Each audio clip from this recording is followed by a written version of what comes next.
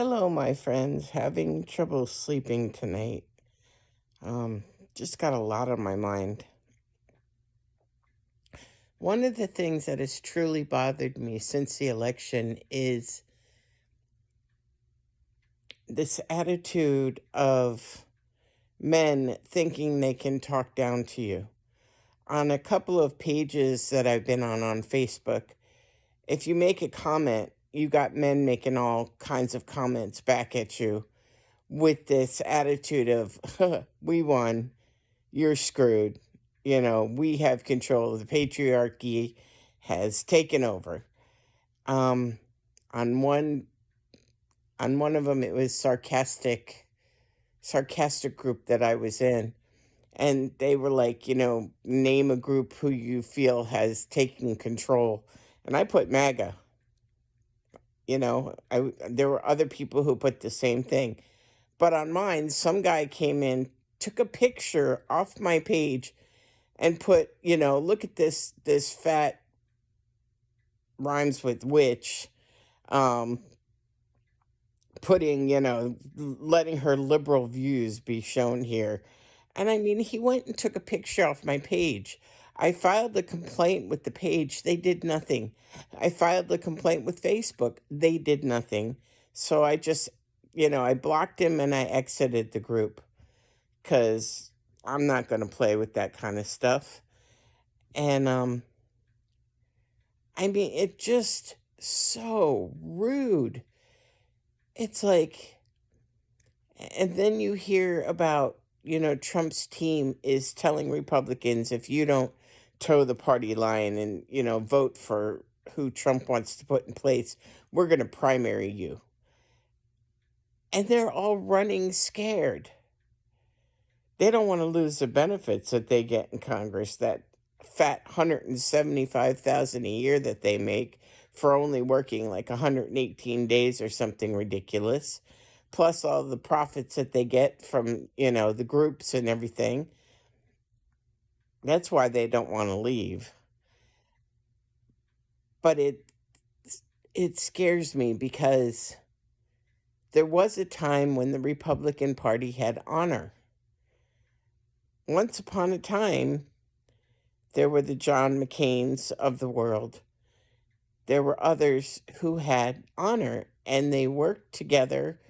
Ted Kennedy and John McCain wrote all kinds of new amendments, new laws together.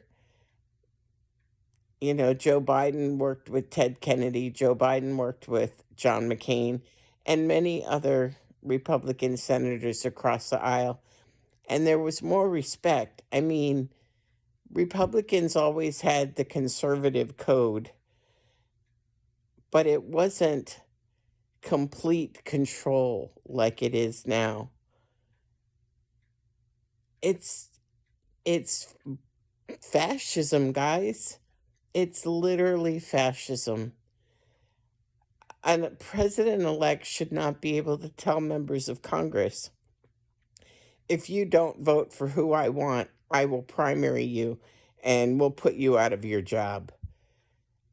I mean, that's dictatorship right there.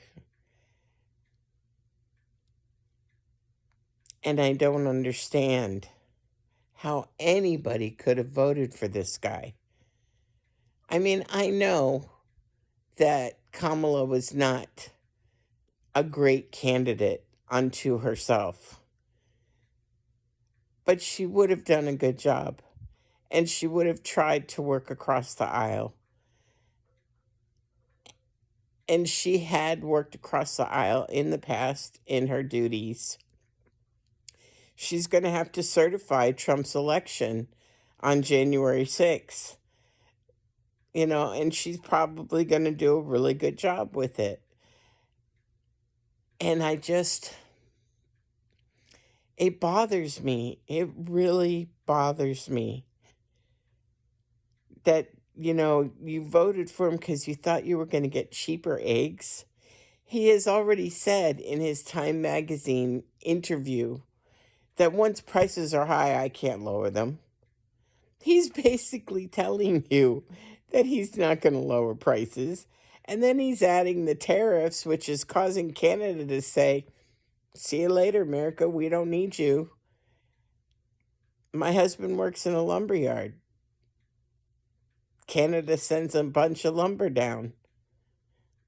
It's like, what happens in that circumstance in the future? Um, and my husband voted for Trump. So there you go.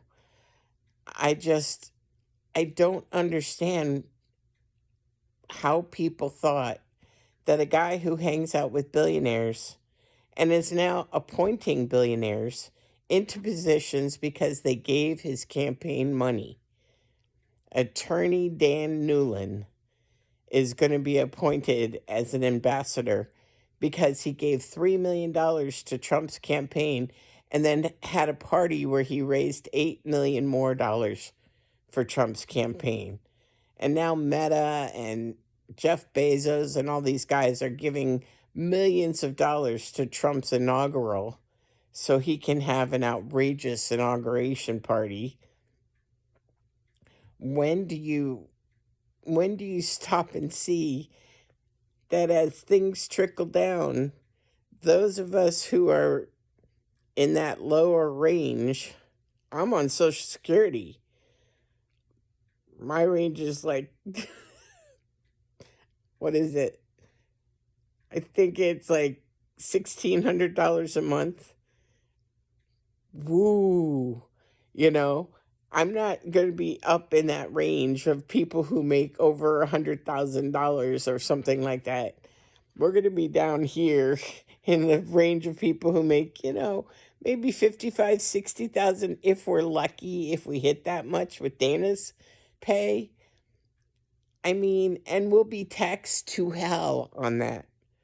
Ever since Trump's tax plan has come in, we have been taxed through the nose because they took away, and Trump's plan took away everything we used to be able to write off.